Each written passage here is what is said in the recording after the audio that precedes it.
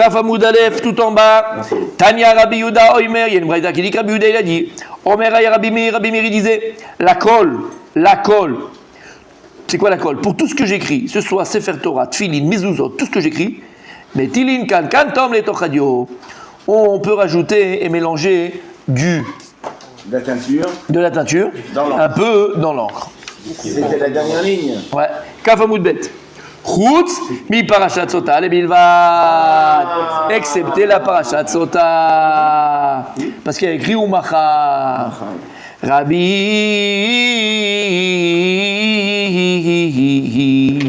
C'est un lien avec ce qu'on avait vu avant. Rabbi Yaakov Omer Mishmo, et Rabbi Yaakov disait au nom de Rabbi Meir, Chutz mi parashat sota shel migdash, excepté la parashat sota qu'on écrivait dans le Beth Amidash. Par contre, la parashat sota qu'on écrivait dans le Sefer Torah, là, on peut l'écrire avec le Dio. D'après le premier Rabbi Meir, on n'a pas compris ça.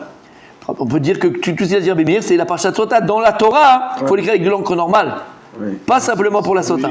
Si. Non, mais parce que le but, pourquoi il faut l'écrire avec une encre normale, c'est qu'elle puisse s'effacer. On ne va jamais effacer celle qui est dans la Torah. Si. Oui, mais écrit Umacha dans la Torah. Que tu peux effacer pour corriger. Non. Alors, si tu utilises une encre indélébile et que tu ne peux pas l'effacer. D'accord, mais pourquoi la parashat sota spécialement? Ça, c'est le Radaï en fait. Mais c'est pas logique. On gratte dans la Torah, on fait ça. On grade, mais ça efface. Ouais. On efface. J'ai enlevé la lettre. On gratte toute la lettre. Mais Rabbi Meir, il a compris, lui. Umacha mamash. C'est que même la parashat sota qu'on écrit dans la Torah, c'est une paracha, c'est Xerat HaKatuv, comme ça que je vous l'ai demandé, qu'elle puisse être effacée, même dans la Torah. C'est pas que la parashat sota. Que la parashat sota, parce que c'est écrit uniquement dans la. Je répète, c'est écrit uniquement dans la parashat sota, Umacha. Et donc Umacha, c'est la parashat sota, c'est juste la paracha qui doit être et qui peut être effacée. Rabbi Yaakov, il dit non. Non, ce qu'il dit aussi, tout ce qu'il a dit Rabbi Meir, c'est pas parashat sota écrit dans la Torah, c'est la parashat sota qu'on écrivait au Beth Amikdash pour faire boire la sota, mais dans la Torah, c'est comme toutes les parashiot, on peut rajouter du dio. Là, Gemara elle vient, elle dit Ma ben Ayou, c'est quoi Ma ben Ayou? Quelle différence entre Rabbi Meir et Rabbi Yaakov au nom de Rabbi Meir? La mouche, Donc, quelle différence entre Rabbi Yehuda, c'est Rabbi Yehuda en fait, qui dit au nom de Rabbi Meir, et Rabbi Yaakov au nom de Rabbi Meir? Quelle différence entre Rabbi Yehuda et Rabbi Yaakov? Ma ben Ayou. Amar Rabbi Yirmiyah, limchok la mina Torah ika ben Ayou. La marloquette, elle est-ce qu'on a le droit d'effacer pour la sota, la parashat sota qui est écrite dans la Torah ou pas? Selon Rabbi Yehuda, on a le droit d'effacer la paracha qui est écrite dans la Torah. Donc on n'a pas le droit d'écrire avec la kontontom. Par contre, parce qu'il faut effacer. Donc il dit. Puisqu'il y a écrit Umacha. Selon Rabbi Yaakov, il faut que la Megillah elle soit écrite les Shem Sotazo. Il faut que la Megillah elle soit écrite pour cette sota qu'on a dit, c'est nominatif. Qui est la Et on n'a pas le droit donc, d'effacer la paracha de la sota qui est écrite dans la Torah.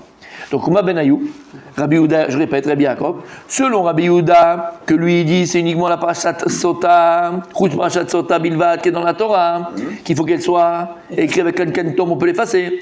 Selon lui, ça veut dire quoi? Ça veut dire qu'on pourrait utiliser, Quel katom, on peut pas l'effacer. Vous avez dit qui peut être effacée. Pas écrit avec un kentom Parce qu'elle peut être effacée. Selon Rabbi Yehuda, mashma que je comprends de lui, qu'on pourrait utiliser la parashat sota qui est déjà écrite dans la Torah pour une sota.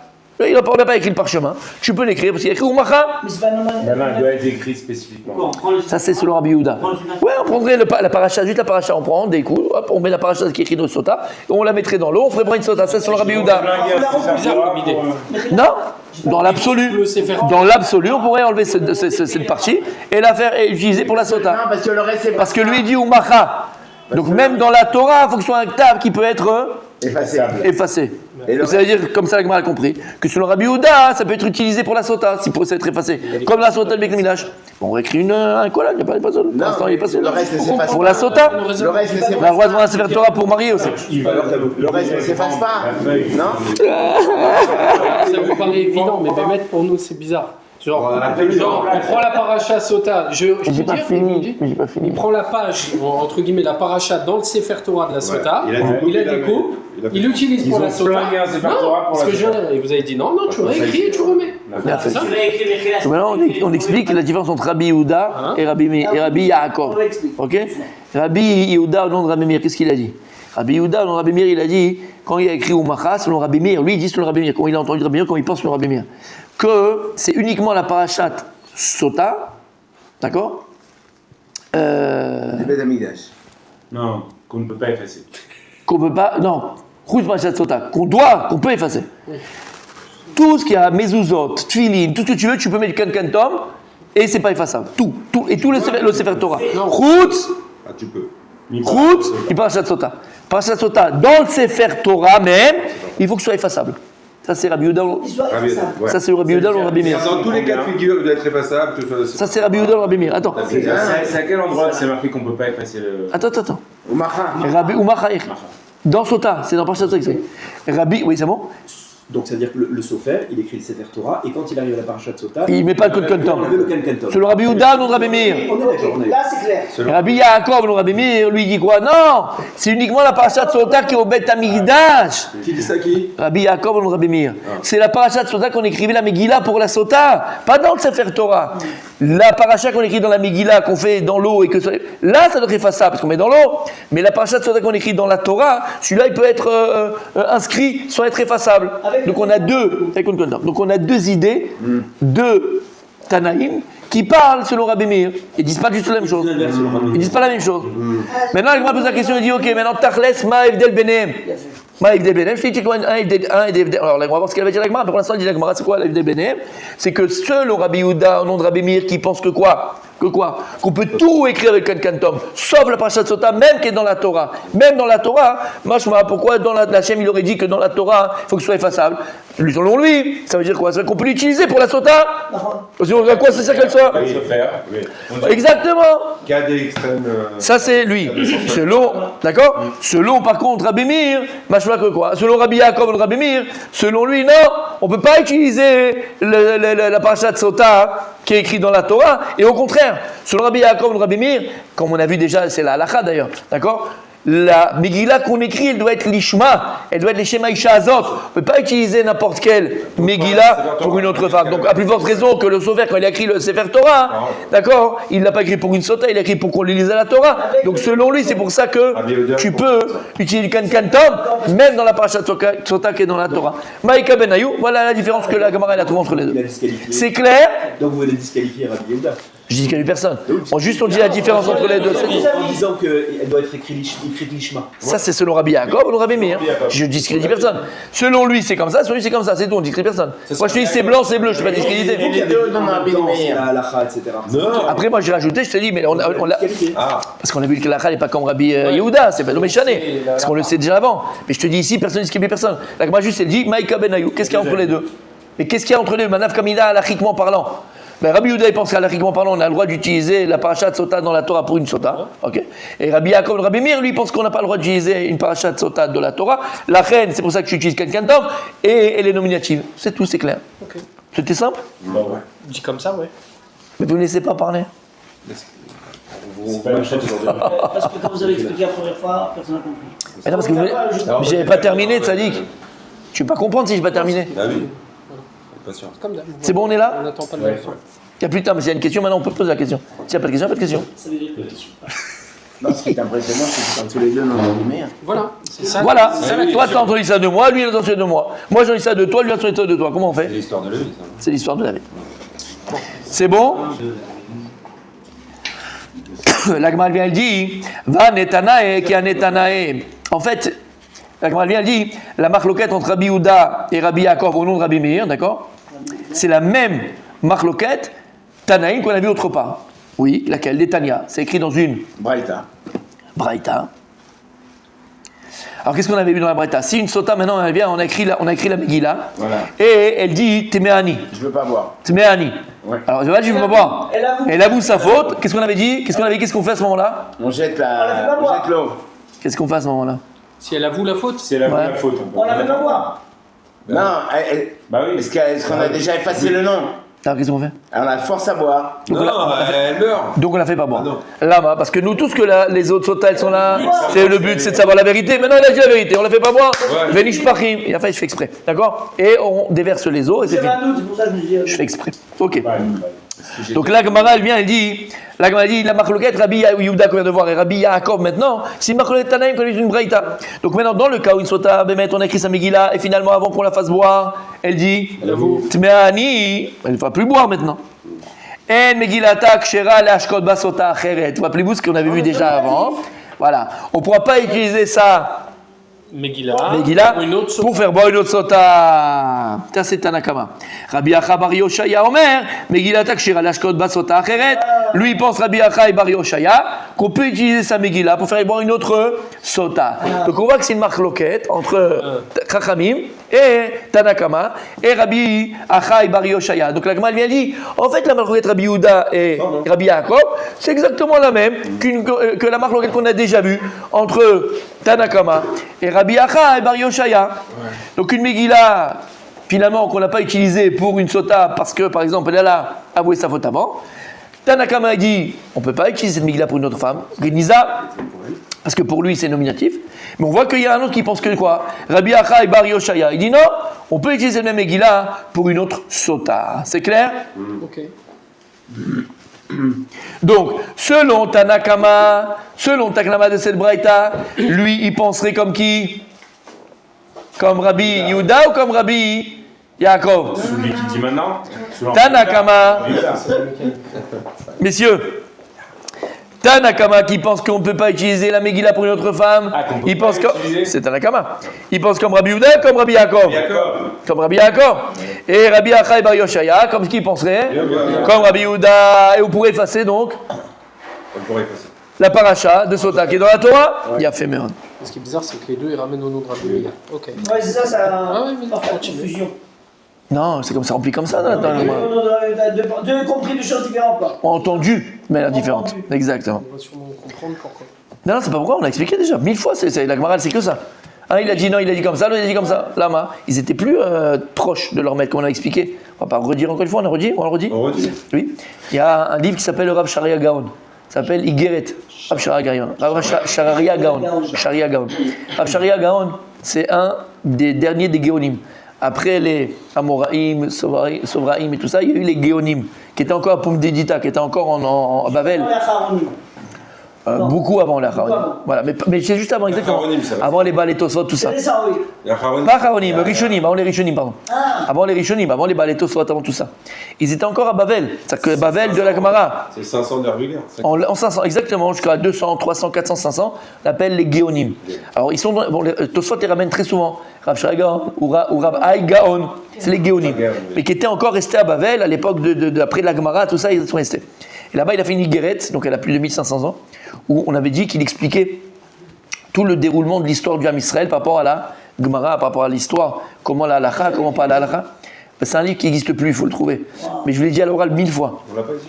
Non, c'est très dur à le trouver.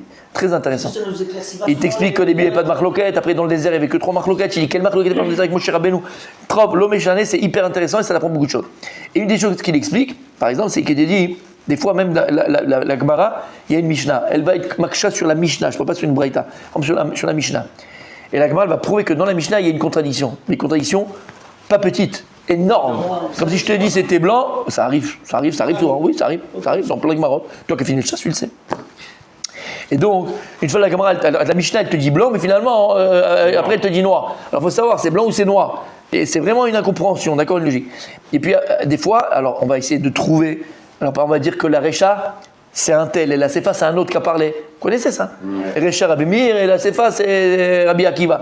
Parce qu'on va essayer d'arranger parce qu'il y a un vrai problème. D'accord, on peut pas essayer d'arranger Stam. Si on n'arrive pas, on n'arrive pas. Mais quand il y a une logique, parce qu'on a vu Rabbi Meir qui a dit là-bas, alors c'est forcément Rabbi Meir qui a dit ici. Et donc finalement, il n'y a pas de marloquette dans la Mishnah, parce que c'est deux Tanaïm qui disent différents dans la Mishnah. Ou bien, la Mishnah, la Gemara, elle va arriver dans une impasse où Behemet, Behemet, c'est compliqué, trop compliqué. Alors qu'est-ce que ça veut dire la Gemara? Chasurem et Chasra. Voilà, comme les Ramachia. Non, Chasurem et Chasra. C'est quoi Chasurem et Chasra? Chaser ba Mishnah. Comme c'était à l'oral et ça a été redit, ça a été mal retranscrit.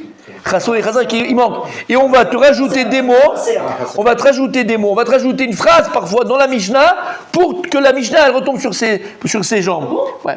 C'est la Gemara qui a rajouté. C'est la Gemara, d'accord? Mais c'est la Gemara, pas stam, c'est pas comme on veut et comme on veut pas. Il y a des klalim quand on peut le faire. On va pas entrer dans les détails, c'est d'accord. Mais juste pour qu'on comprenne le. Et en fait, il explique Rav Shraga, il dit mais pourquoi des fois voilà, alors on comprend pas la Mishnah, des fois il y a des contradictions complètes avec une autre Mishnah qui est là-bas, qui est machin, où on va dire non, il manque des mots dans la Mishnah. On va loin, c'est avec la Gemara, elle va se permettre des choses.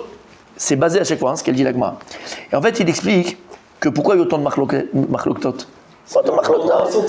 Et il donne ça. Il dit Rabbi Meir, il dit Rabbi Meir, il a bien dit une chose, il n'a pas dit 18 choses. C'est bizarre. Et il dit quoi? Il dit le problème, il faut comprendre. On était à l'époque des Romains qui ont détruit le Beth Amikdash. La Torah, elle était Torah orale, chez Béalpé. À l'époque, il y avait le maître, il y avait les élèves. Ils étaient tous l'un d'autre. Quand les Romains ils sont arrivés, les Juifs ils se sont sauvés. Pour sauver leur peau. Ils étaient très souvent, ils ramènent comme ça, ils étaient souvent dans Midbar Yehuda, et ils se cachaient dans des grottes, ils se cachaient dans des cavernes, dans des grottes, dans des déserts. Et donc les élèves étaient très loin de leur maître. Alors un, il avait entendu ça que l'autre il a dit au Rabbi Meir, l'autre il a entendu autre chose que l'autre il a dit sur Rabbi Meir. Et en fait, il dit la Torah elle s'est perdue. Chas v'shalom.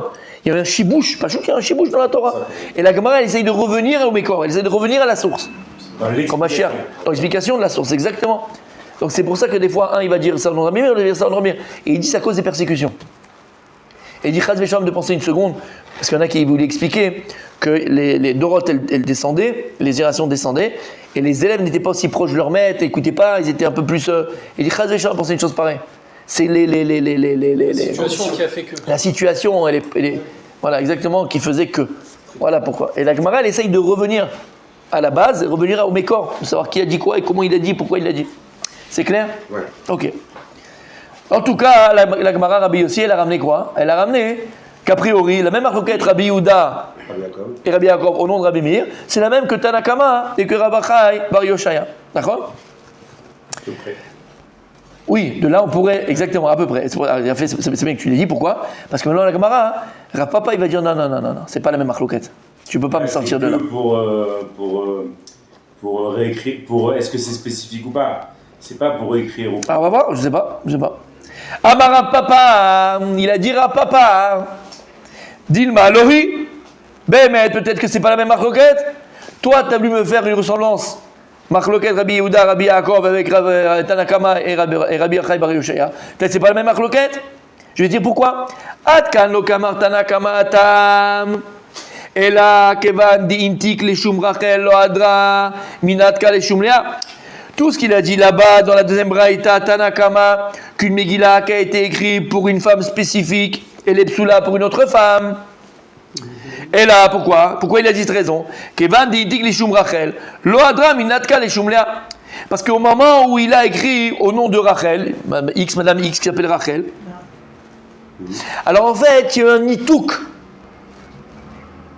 un nitouk. La Megillah, elle a été, comment on dit nitouk? Nitouk? C'est pas vrai. Déconnectée, voilà. Elle a été déconnectée pour toutes les autres femmes qui sont dans le monde, parce qu'elle a été, lui, il a écrit le Sofer, les Shem Rachel. Ok, alors. Donc maintenant, elle ne peut pas revenir et être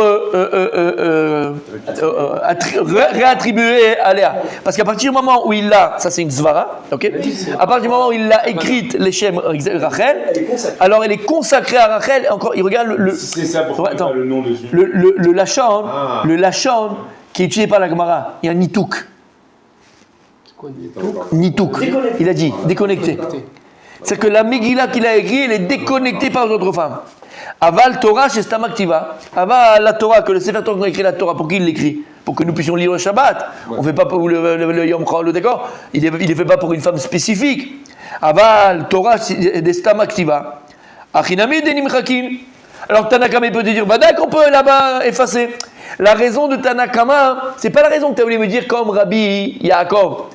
La raison de Tanakama, tu sais pourquoi? C'est parce qu'à partir du moment où le Sofer il a écrit cette Megillah pour cette Sota, il y a eu un nitouk. Cette Sota-là, je peux dire maintenant qu'il l'a consacrée à cette femme-là. Donc elle n'est plus pour les autres femmes. Avant que le Sofer, quand il a écrit. Mais le Sefer Torah, quand il a écrit, il n'a pas écrit pour cette femme, il a écrit de manière générale, donc je peux utiliser pour n'importe quelle autre femme. Non. Dans l'absolu, hein. Imagine dans l'absolu. Dans l'absolu. C'est pas ce qu'elle dit, mais dans l'absolu. Imagine un Sofer, il est là, je sais pas, dimanche, ok, en France. il s'ennuie. Il dit, quoi, je vais écrire une Megillat Sota pour s'amuser. avance. Mais il n'a pas écrit pour une femme. Selon la Gemara, tu pourrais utiliser cette Megillah pour n'importe quelle femme. Là, parce qu'il n'a pas pensé pour cette femme-là. Comme les Sefer Torah. Comme le Sefer Torah, a priori. Ok. Donc, On a vu que non. Rapapa vient te dire, toi tu veux me dire que la marloquette Tanakama et Rav Achaibar Yoshaya, c'est la même que Rabbi Yehuda et que Rabbi Yaakov et que Tanakama il pense comme Rabbi Yaakov et que Rabbi Oshaya, Comme Rabbi Yehuda. que Rabbi Achai pense comme Rabbi Yehuda. Je veux dire que non, tout ce qui dit Tanakama là-bas, que tu ne peux pas le réutiliser, en vérité c'est pourquoi? C'est parce qu'ici il y a un nitou, il y a une kavana. Mais dans le Sefer Torah, il te dira Vadaï, tu dois l'effacer, tu peux utiliser pour n'importe qui. T'as compris? Donc tu peux pas me dire que c'est la même marloquette. Alors je vous ai aussi pas dit, mais voilà, c'est bien parce qu'on est dedans. Il explique aussi que Rav Shari Agaon, il explique dans sa Higueret que tu vois tout le temps que l'Agmara, il y a un klal. Alors, tu dois étudier la Gemara en connaissant ce klal. C'est que les Chachaim, la Gemara, elle veut. Alors tu vas dire, oh, mais bon, c'est parce qu'il se passe. Oui, c'est vrai, c'est parce qu'il se passe, parce qu'on a une incompréhension des fois. Mais elle veut minimiser les marloktot. Là, tu m'ajoutes encore une marloquette. C'est-à-dire que tu veux dire que la marloquette Rabbi Yehuda et Rabbi Yaakov, c'est encore une marloquette, et Tanakama et Rav Achai. Rav Papa, il vient, non, laisse comme ça, qu'est-ce que ça te fait? On veut minimiser les marloquotes. Ceux qui n'ont pas de réponse réelle. Non, s'il y en a pas, exactement, parce que c'est pas sûr ce que tu dis. Et si j'avais te prouvé, d'ailleurs. Et là, il le prouve. Tout ce qu'il a dit là-bas, c'est autre chose. Il l'a pas dit parce qu'il pense comme Rabbi Yaakov. D'accord? Il l'a dit Tanakama uniquement parce que quand le Sofer il a écrit l'Ishma, entre guillemets, il a écrit pour cette femme-là. Il y a un Nitouk. On va le Sefer Torah, qu'il a écrit pour personne. Il a écrit pour qu'on puisse lire. Tu pourrais utiliser pour n'importe quelle femme? Ok. C'est clair? Donc Rav Papa il veut te prouver que la marloquette Tanakama et Rav Achai Bar Yoshaya, c'est pas la même qu'on a vu en haut. Rav Nachman va aussi essayer de dire que c'est pas Veloi, c'est pas la même marloquette du tout. Amar Rav Nachman Bar Yitzrak Dilma Loi. Peut-être je vais te dire que quoi? Que Bémet, c'est pas la même marloquette. Ad Kanokama Rabbi Achai Bar Yoshaya, tout ce qu'il a dit dans la Braïta, Rabbi Achai Bar Yoshaya, que quoi qu'une Megillah qui a été écrite pour cette femme-là, elle peut être utilisée pour une autre femme. Et là, Megillah, Diktu Leshum Alut Ba'olam. Aval Torah, Ditlamet Ktiva, Achinami Delo Markinan. Il dit non, Davka, une Megillah qui a été écrite, Davka, une Megillah de Sota qui a été écrite pour une Sota, que là-bas on l'a écrit pour la klala, non, pour la klala de Sota qui est Baolam. Alors la Sota elle est là. Et on a une mitzvah, c'est une mitzvah de la Torah, d'écrire les klalot et qu'il va avoir dedans. D'accord? Alors là, il dira quoi? Tu peux la réutiliser pour une autre sota. C'est-à-dire que si elle a été... Là, tu peux l'utiliser pour une autre sota. Lama. Parce que tu as écrit les Shem Mitzvah de sota. Tu l'as écrit les Shem Mitzvah de faire boire une sota. Donc tu peux l'utiliser pour n'importe quelle sota parce que tu l'as écrit pour le djinn de sota. Aval, Torah. Aval dans la Torah. Dilitamet qui va. Pourquoi tu écris la parashat sota dans la Torah? Pour le lire, pour apprendre. Aussi pour apprendre. Pour apprendre. Tu n'as pas écrit la parashat sota pour faire boire une sota.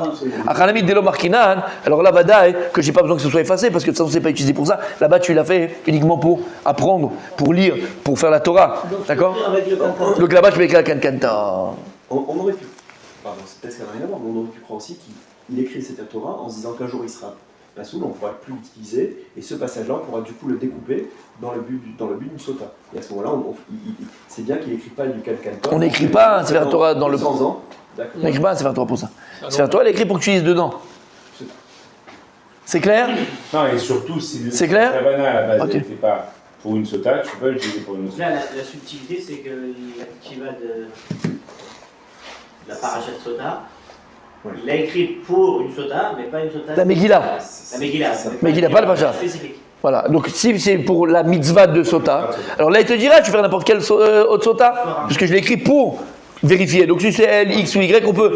Aval, dans la Torah, c'est pour les tlamet, c'est juste pour apprendre. Bah là que tu peux pas utiliser, donc en fait, c'est pour ça que tu peux. Donc il dit avec oui, un canton. mais elle n'est pas spécifique à une sota spécifique. Mais il dit elle est spécifique pour. Oui, lui, sota, voilà. pas une sota. Et c'est pour ça qu'il dit que tu peux utiliser pour une autre, exactement. C'est ça la différence. C'est quoi la halakha? Il faut penser à Mireille ou il faut penser à elle? On a vu la halakha, c'est l'ishma. Tu peux pas utiliser 10 fois.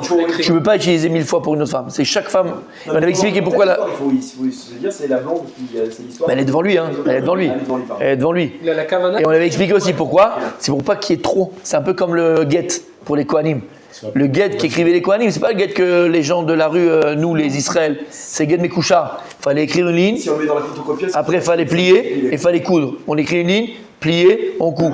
Une ligne, plier, coudre, ainsi de suite, ainsi de suite. Lama, parce que les Kohanim, ils sont tellement chauds.